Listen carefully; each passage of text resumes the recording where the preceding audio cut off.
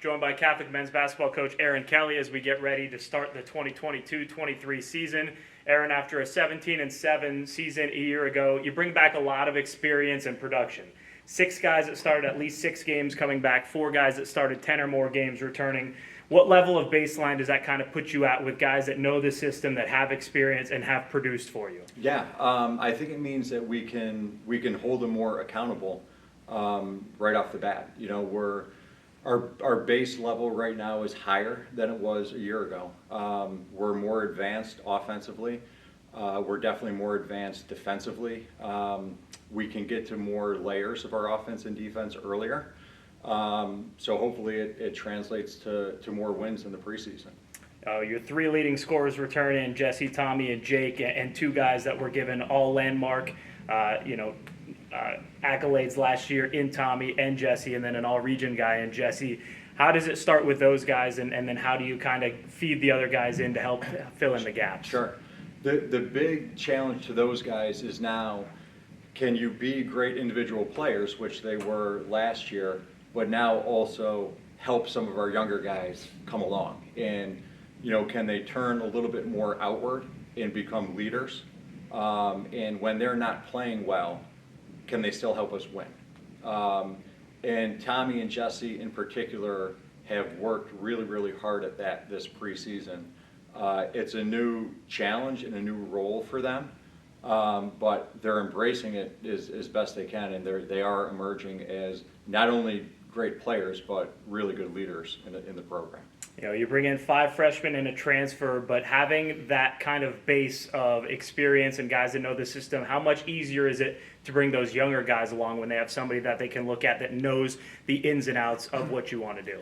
So that's exactly what we've tried to do this year, is a little bit less of the accountability coming from the coaches and more of it coming from our players. So, you know, if you are a freshman, it's one thing to hear a critique from a coaching member of the coaching staff, but it's different and I think more effective if you hear it from a senior or a junior who's been through it before, and they can say, hey, listen, 2 years ago I was in your shoes and this is what coach expected from me, and, you know, here's what he's trying to get out of you, and they can relate to each other player to player. So I think for our freshmen, having a group of older guys who have been through it before, we can bring those guys along a lot faster. You know, as you gear up to start the season on November 8th, what's been kind of the biggest thing you've seen from preseason practice that you're the most excited about? We're bigger. I think we're a little bit more physical. You know, some of our freshmen have size and they've got a little bit more weight to them. Our returners are stronger, and one of our challenges this fall to our guys is, can you play more physically? Last year I loved our feel for the game, I loved our skill set, but we lacked physicality, and you would see it in the box score. We would be out-rebounded by teams. We rarely got to the free throw line, and we fouled a lot. And I thought that it wasn't lack of effort, it was because we were a little bit undersized and we lacked physicality and strength. And that was addressed with recruiting and also with our returners. They're stronger, they're older, and playing with more physicality this fall.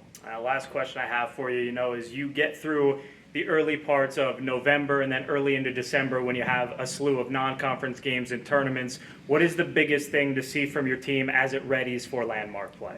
You know, I tell our guys this every year.